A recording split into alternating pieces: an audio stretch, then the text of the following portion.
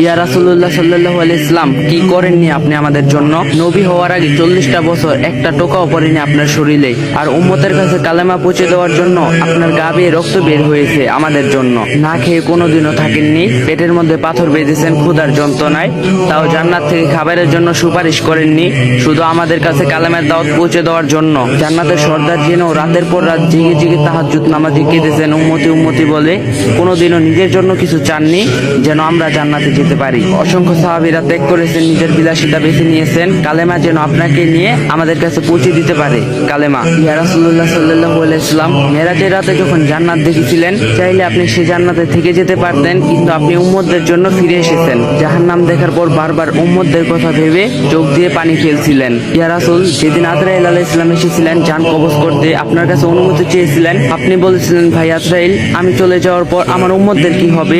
ইয়া রাসূলুল্লাহ, সেদিন আপনি আপনার কথা ভাবেননি, শুধু ভেবেছিলেন উম্মতের কথা। মৃত্যুর যন্ত্রণায় বলেছিলেন, আজরাইল, আমার বুকের উপর কি কোনো পাহাড় রাখলা? এত কষ্ট কেন হচ্ছে? আজরাইল আলাইহিস সালাম কষ্টে মুখটা অন্যদিকে ঘুরিয়ে বলেছিলেন, ইয়া রাসূলুল্লাহ, শুধু হাতটা রেখেছি।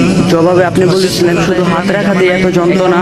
জিবরাইল, যত কষ্ট দেবার আমাকে দাও, আমার উম্মতকে কোনো কষ্ট দিও না। শুধু এই দুনিয়াতে না, কিয়ামতের দিন যখন সকল মানুষ ছোটাছুটি করবে এক নবীর কাছে, সব নবীগণ বলবে, ইয়া নফসি ইয়া নফসি, একমাত্র আপনিই বলবেন, ইয়া উম্মতি ইয়া উম্মতি ইয়া উম্মতি। সেই দিনও আপনি কাঁদতে কাঁদতে লুটিয়ে পড়বেন সিজদায় আর বলবেন, আল্লাহ, আমার উম্মতদেরকে বাঁচান। আর আমরা সেই উম্মতরা শুধু ঘুম, জেনা, ব্যভিচার, পরকীয়া, ঢোল বাজনা, বেপরদা, বেহায়া, নাফরমানিতে লিপ্ত।